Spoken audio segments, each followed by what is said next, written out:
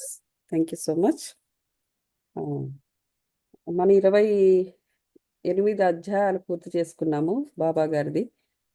ఇప్పుడు సక్సెస్ఫుల్గా 29వ అధ్యాయము మొదలు పెడుతున్నాం. ఓకే, అందరూ కూడా సుఖాసీనులు కండి మాస్టర్స్. అలాగే ఆలోచన రహిత స్థితిలో ఉంటూ బాబా గారిని హృదయంలో నిలిపి, ఆయన బాబా గారు ఎలాగైతే ఎప్పుడు కాలు మీద కాలేసిన ఎట్లా ఉంటారు దర్జాగా, అలాగా హృదయంలో ఆయన దర్జాగా కూర్చోబెట్టుకుని చక్కగా మీరు వినండి. Thank you.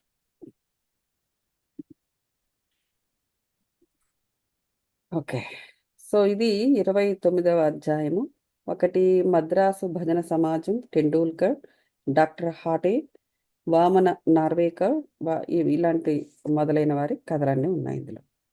ఓకే, ఈ అధ్యాయంలో ఏంటంటే కొన్ని ఆశ్చర్యకరమైన కథలంటే ఇవి ఎంత ఆశ్చర్యంగా ఉంటాయో అంత రుచికరంగా కూడా ఉంటుందంట. చూడండి, ఇంట్రెస్టింగ్ కదా.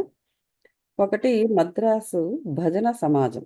ఓకే, 1916వ సంవత్సరంన రామదాసి పంథాకు చెందిన మద్రాసు భజన సమాజం ఒకటి కాశీయాత్రకు బయలుదేరాను.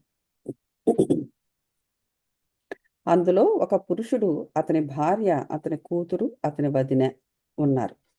వారి పేర్లు తెలియవు.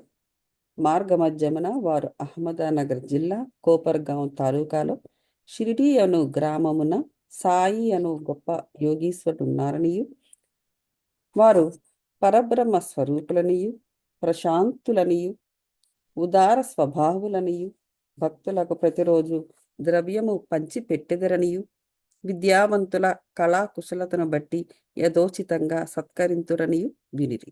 ఎవరు? ఈ ఫ్యామిలీ. బాబా గారి గురించి ఇవన్నీ కూడా ఆయన చేసిన పనులే ఆయన ఎటువంటి వారు అని తెలియజేస్తున్నది. సో ఆ పనులన్నిటి గురించి కూడా వారు ఇలాంటి వారు, అలాంటి వారు, ఉదార స్వభావాలు, ఇవన్నీ కూడా చెప్తూ ఉంటే వాళ్ళు విన్నారు. ప్రతిరోజు దక్షిణ రూపంగా చాలా డబ్బు వసూలు చేసి దానిని భక్త కొండాజీ కూతురు 3 ఏండ్లు అట అమ్మాయికి, అమాని పిల్ల పేరుకి ₹1, ₹2 నుంచి ₹5 వరకు కొందరికి, జమాలికి ₹6, అమాని తల్లికి ₹10 మొదలుకొని ₹20 వరకు, కొందరు భక్తులకైతే ₹50 వరకు బాబా ఇస్తుండేవారంట. ఇదంతయు విని సమాజము షిరిడీకి వచ్చి అచట ఆగిరి. ఎవరు? ఈ సమాజం వాళ్ళంతా, ఈ భజన బృందం అంతా కూడా.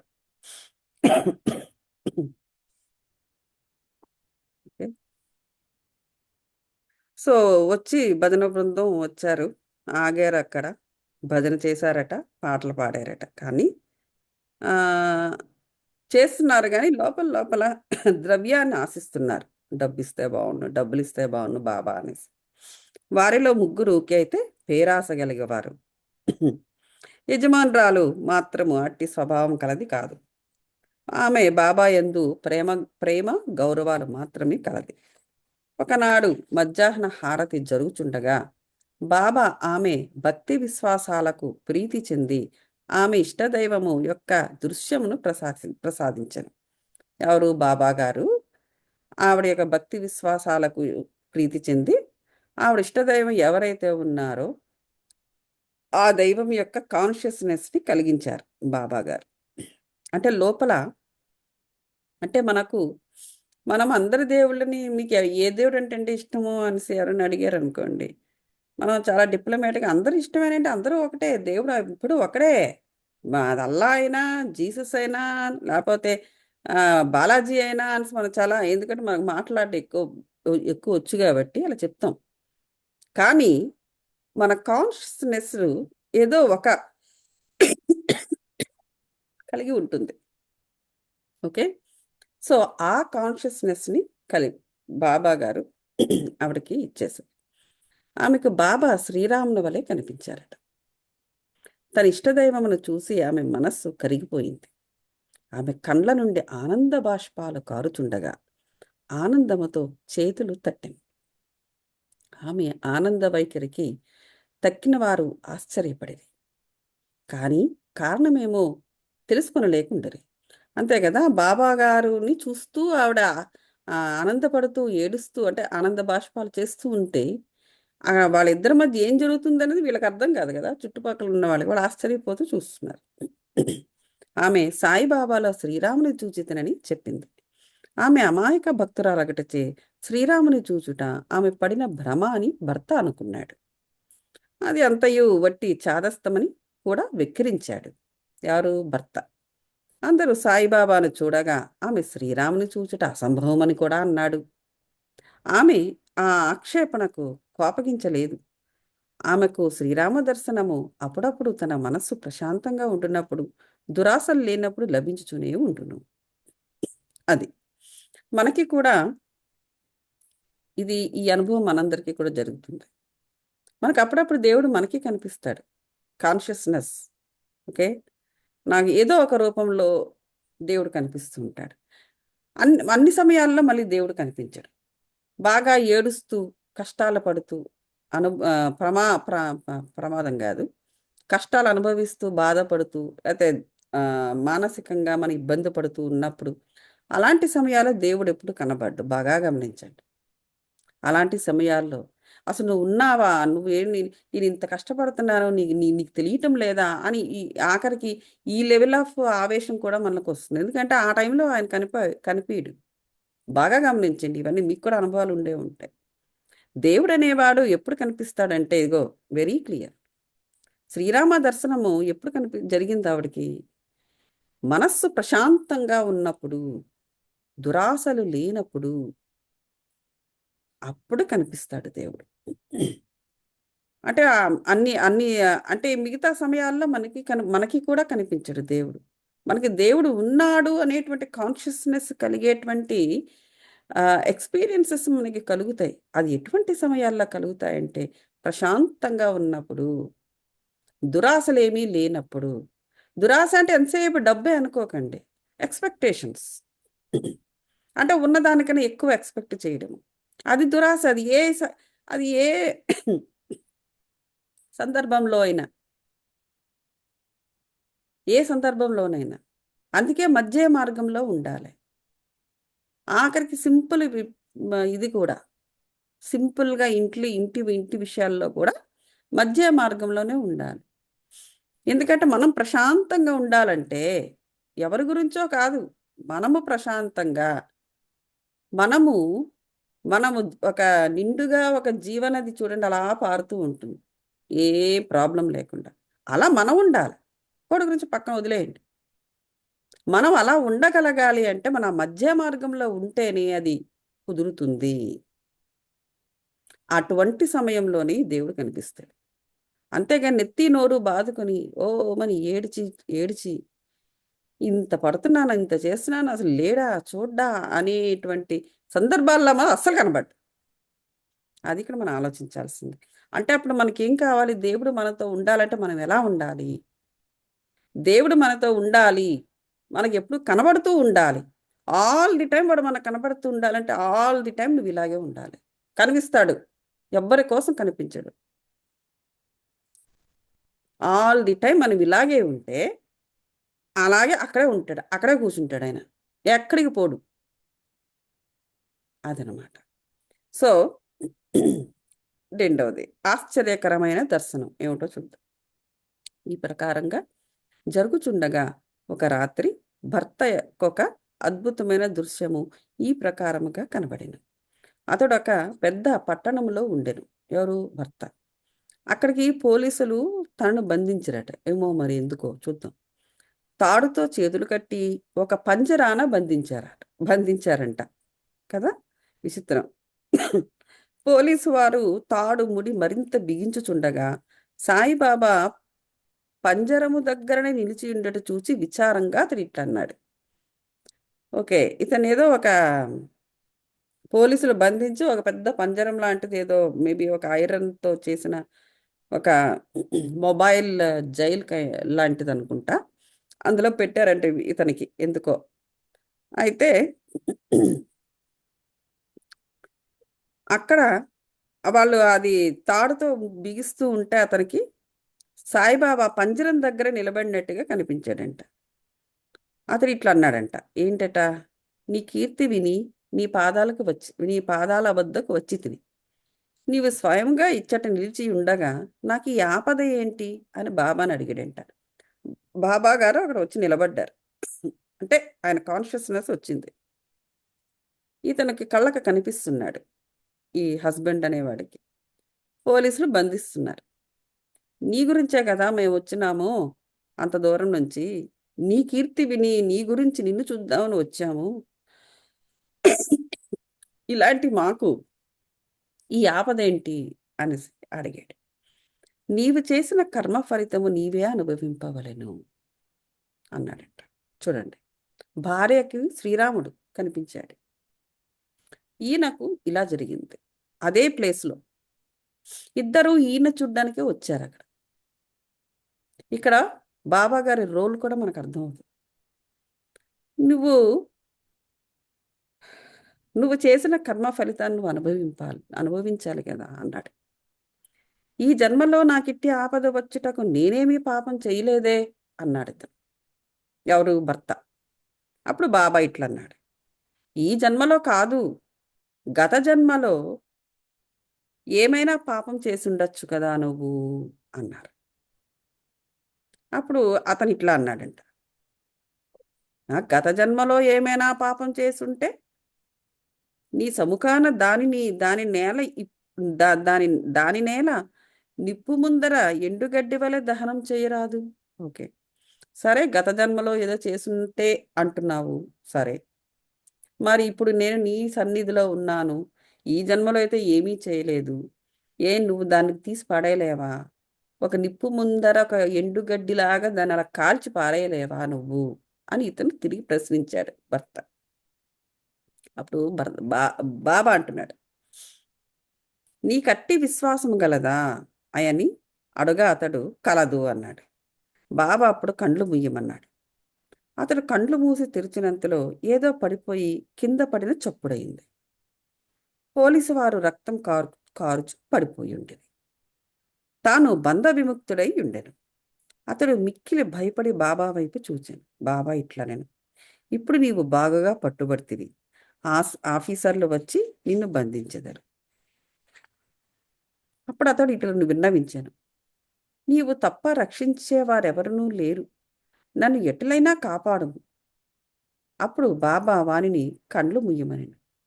ఓకే, ఇక్కడ ఏంటంటే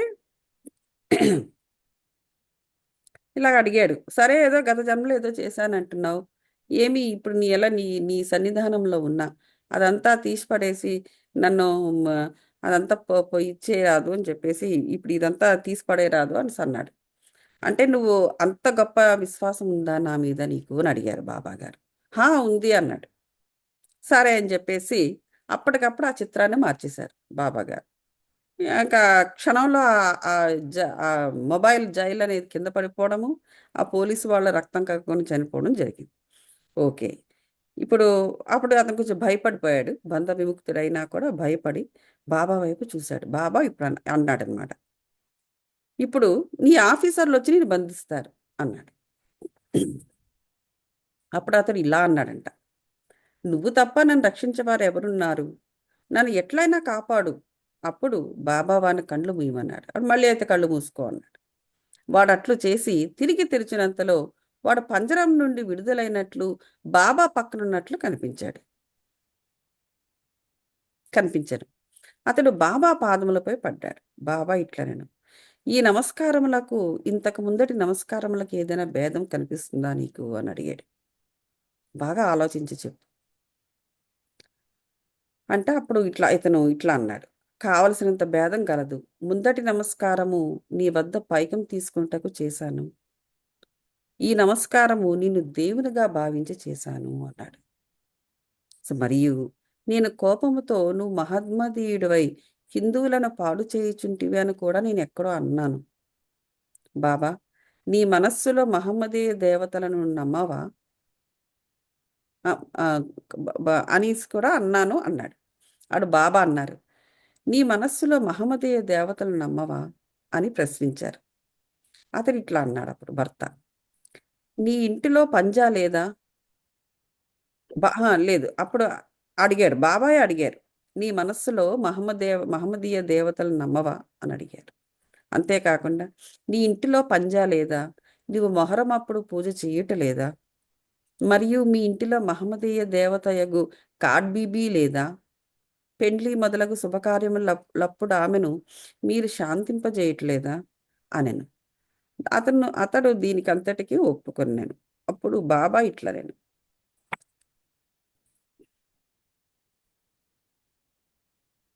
అది.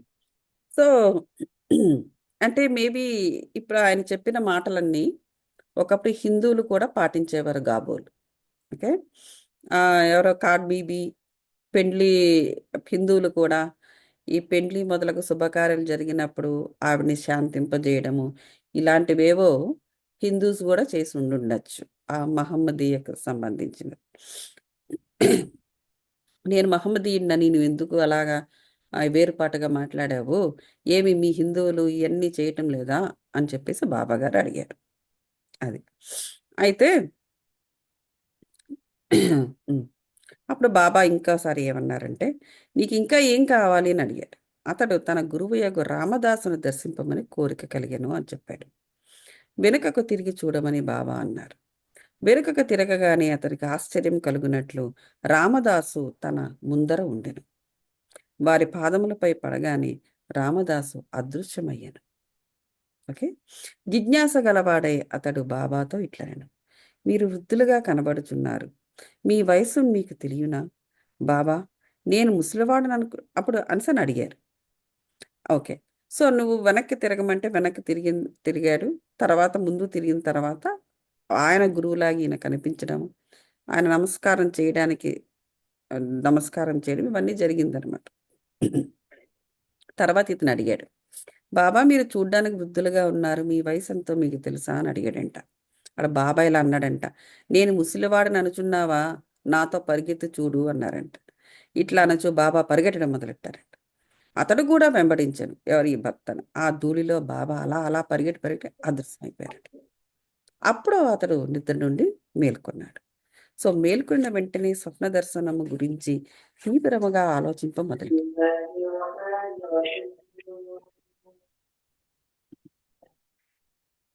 వాని మనోవైఖరి పూర్తిగా మారి బాబా గొప్పదనాన్ని గ్రహించారు.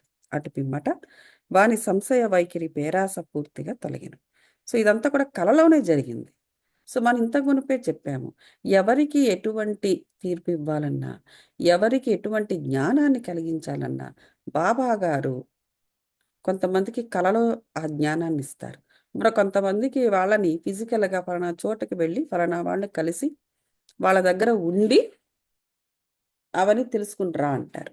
మరొకళ్ళకి మసీదుకి దగ్గర చేస్తారు, మరొక దగ్గర మరొకరు. అలా ఆయన ఆయన ప్రాక్టికల్ అప్రోచ్ ఆ విధంగా ఉంటుంది బాబా గారు. ఇతనికి జ్ఞానాన్ని డైరెక్ట్గా కలలోనే చేయడం జరిగింది. అయితే ఉమ్, మొత్తానికి ఇతను గ్రహించుకున్నాడు తనలో పేరాస, దురాశ అనేది ఉంది. సో అందువల్ల నాకు ఆ దురాశ అనేది ఇక్కడ ఏంటంటే, నిజంగా అతనికి పోలీసులు పట్టుకోలేదు. అతని దురాశ అనేది ఆశాపాశం, ఆశాపాతము. ఆ ఆశే మనల్ని బంధిస్తుంది. ఓకే. అందుకే ఏది కూడా వ్యామోహంలోకి వెళ్ళకూడదు. వ్యామోహంలోకి వెళ్ళకూడదు. ఫ్రీగా వదిలేస్తూ ఉండాలి. ఒక్కొక్కసారి చూడండి, పిల్లల్ని తెగ ప్రేమిస్తారు. అంటే అందరూ ప్రేమిస్తారు, తప్పని చెప్పటం లేదు. కొంతమంది ఏ లెవెల్లో ప్రేమిస్తారంటే ధృతరాష్ట్ర ప్రేమ అంటారు. ధృతరాష్ట్రుడు చూడండి, అతని ప్రేమ గుడ్డిది కొడుకు యందు. దుర్యోధనుడు ఇంకా మిగతా ఆ నూరుగురు యందు కూడా ఎంత అరాచకాలు చేస్తున్న మహాభారతంలో ఆయన ఇంకా ఇంకా ఇంకా పిల్లల వైపే ఉండేవాడు. ఆ ప్రేమ అటువంటిది అతనికి. ప్రేమ అని కాదు, ఆ వ్యామోహం అనమాట కొడుకు అంటే, ముఖ్యంగా దుర్యోధనుడు అంటే. అలాంటి ధృతరాష్ట్ర ప్రేమలోకి చాలా మంది వెళ్ళిపోతారు. దురాశ అనమాట. ఆ ఆ కొడుకు మీద, పిల్లల మీద ఉన్న ఆశ ఎంతవరకు ఉండాలో అంతవరకు ఉంటేనే వాళ్ళు కూడా బాగుంటారు. దానికి మించి వీళ్ళకుంటే వాడు చెడిపోవడం మొదలెడతాడు. సో ఆ విధంగా ఏం జరుగుతుందంటే ఆఖరికి మన దురాశలు అనేవి మనకి ఆశాపాశాలు ఆ పాశం వేసేస్తుంది అనమాట, మనకి బంధించేస్తుంది. ఇప్పుడు ఇక్కడ అతని దురాశే ఆ మొబైల్ జైల్, ఆ పోలీసులు అనమాట అతనికి. అది బాబా గారు ఆ జ్ఞానాన్ని ఇచ్చారు. ఆ విధంగా ఆ ఎక్స్పెక్టేషన్ అనేది నీ కాళ్ళకు, లేకపోతే నిన్ను అలా ఒక ఆశాపాతంలాగా నిన్ను బంధిస్తుంది. ఎందుకంటే నీ ఆశ వల్ల, నీ యొక్క నీ యొక్క విపరీతమైన వ్యామోహము వల్ల వాడిని వాడి కర్మ చేసుకొనివ్వటం లేదు నువ్వు. సో నిన్ను బంధిస్తే గాని వాడి కర్మను చేయడు. సో అది కూడా కారణాలు ఉంటాయి. సో తల్లిదండ్రులుగా ఫర్ ఎగ్జాంపుల్ నువ్వు ఎంత చెయ్యాలో చేస్తూ ఉండాలంతే. ఎంతవరకు ఉండాలో అంత ఉంటూ ఉండాలి. అంతే తప్ప వాడి కార్మిక స్ట్రక్చర్ మార్చేసే విధంగా నీ దురాశ ఉండకూడదు. ఫర్ ఎగ్జాంపుల్ చెప్తున్నా, ఇక్కడ డబ్బు అనుకోండి, అది ఏదైనా కూడా దురాశే. అది ఒక విధంగా మానసికంగా ఏ బంధము లేకుండా బంధాలని రన్ చేస్తూ ఉండడమే బెటర్. అది అప్పుడు అతనికి పూర్తిగా ఆ పేరాస అనేది తొలగిపోయింది. బాబా పాదములపై అసలైన భక్తిని మనసుని పెట్టుకున్నాడు. ఆ దృశ్యం యొక్క స్వప్నమే కానీ అందుగల ప్రశ్నోత్తరాలు చాలా ముఖ్యమైనవి. అది కలలాగే కనిపిస్తుంది కానీ అందుగల ప్రశ్నోత్తరాలు చాలా ముఖ్యమైనవి. ఆయన ప్రశ్నించడము, ఈయన సమాధానం చెప్పడము, అది ఆ జైలుని కరిగించడం, ఇవన్నీ కూడా ఎంత ఎంత గొప్ప జ్ఞానం అది, ఎంత గొప్ప ఇది. ఆ దురాశ అనేది ఎలాగ మనుషులకు పాశంగా ఏర్పడుతుంది అన్నది అది జనాలకు అర్థం కాదు. కొంతమంది డబ్బు, ఆడ డబ్బు, ఈడి డబ్బు, ఈడి డబ్బు, ఆడ డబ్బు, డబ్బు కొట్టేద్దాం అనుకుంటారు. ఆ దురాశ, ఆ ధనం మీద ఉండే వాంఛ, కానీ అదే వాళ్ళని బంధిస్తూ ఉంటుంది. ఏదో ఒక విధంగా జైలుకి వెళ్తూ ఉంటారు, ఎవరినో హత్యలు చేసేస్తూ ఉంటారు. ఇంకా వాళ్ళకి ఆ దురాశ పోకుండా మళ్ళీ చెడు మార్గంలో మరో మార్గంలో వెళ్ళిపోతుంటారు. దానివల్ల మళ్ళీ పట్టుబడుతూ ఉంటారు. అదనమాట. ఆ మరుసటి ఉదయం అందరూ మసీదులో హారతి కొరకు గుమిగూడి ఉండగా అతనికి బాబా రూ. 2 విలువ గల మిఠాయిని, రూ. 2 నగదును ఇచ్చి ఆశీర్వదించారు. నెక్స్ట్ డే అతన్ని మరికొన్ని రోజులు కూడా ఉండమని చెప్పారు. అతనిని బాబా ఆశీర్వదించి ఇట్లా అన్నారు. ఏమిటట? అల్లా నీకు కావలసినంత డబ్బు ఇస్తాడు, నీకు మేలు చేస్తాడు. అతనికి అచ్చట ఎక్కువ ధనం దొరకలేదు, కానీ అన్నిటికంటే మేలైన వస్తువు దొరికింది. అదే బాబా ఆశీర్వాదం. తర్వాత ఆ భజన సమాజం మనకెంతో ధనము లభించింది.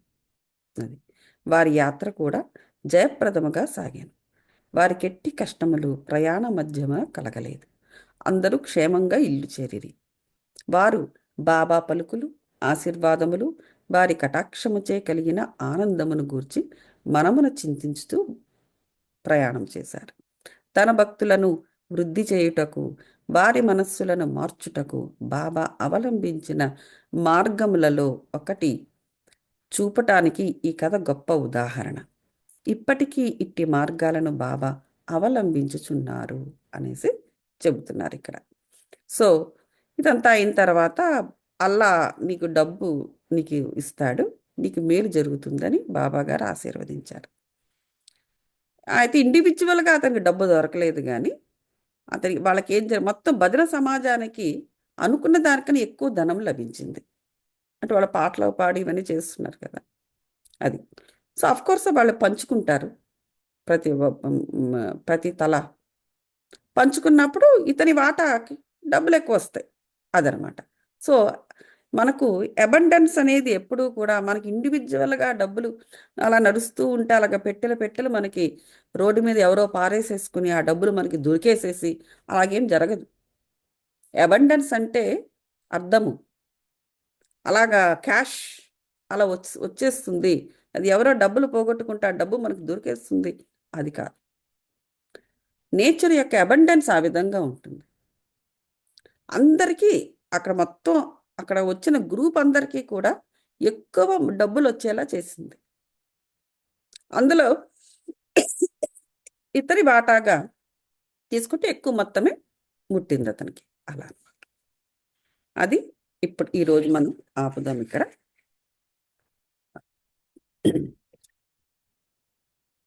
సుఖాసీనులకండి మాస్టర్స్.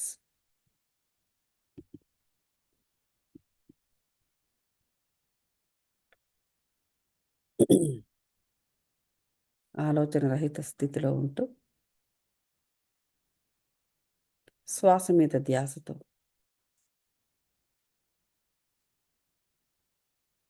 సంపూర్ణమైన ధ్యాస ధ్యానముతో ఎప్పుడూ కూడా దృష్టి ఊర్ధ్వముఖంగా ఉండాలి, భూమి వైపు కాదు, ఆకాశం వైపు. విశ్వం నుంచి కాంతి ఎనర్జీస్ను, law of attraction and divine positive ఎనర్జీస్ను, హీలింగ్ ఎనర్జీస్ను, ప్రాణశక్తిని ఒక జలపాత ధారలా ఎనర్జీస్ని యాక్సెస్ చేద్దాం మాస్టర్స్. ఊహించుకొని ఎవరికి వారు ఒక జలపాత ధారలా మీద ప్రవహిస్తున్నట్టుగా ఆరా పూర్తిగా ఎనర్జీస్తో నిండి ప్రేమయుతము, శక్తియుతము, కాంతియుతమై ఉన్నట్టుగా ఈ ఎనర్జీస్లో నిక్షిప్తమై ఉన్న బాబా గారి ఎనర్జీస్ అనేక డివైన్ గురు శక్తి, డివైన్ ఏంజలిక్ శక్తి, డివైన్ సోల్స్ యొక్క శక్తిని కూడా ఊహించండి మాస్టర్స్. క్రమేపీ 7 శరీరాల్లోకి ప్రవేశించి ఎక్కడెక్కడ నెగిటివ్ ఎనర్జీస్ ఉన్నా వాటన్నిటిని బయటకి త్రోలి వాటిపై దాడి చేసి వాటి యొక్క నెగిటివ్ ఆస్పెక్ట్స్ను పూర్తిగా ధ్వంసం చేసే మాస్టర్స్. ఆ విధంగా పునీతమైన ఆ ఎనర్జీస్ ప్రకృతిలో కలిసిపోయినట్టుగా ఊహించండి. పూర్తిగా ఒక కాంతి గోళంలో ఊహించుకుంటూ చాలా బ్రైటెస్ట్ కాంతి గోళంలో కూర్చుని మెడిటేషన్ చేస్తున్నట్టుగా ఎవరికి వారు ఊహించుకోండి మాస్టర్స్. కాంతి ద్వారా పూర్ణాత్మతో కనెక్ట్ అయి ఉన్నట్టుగా ఊహించుకోండి.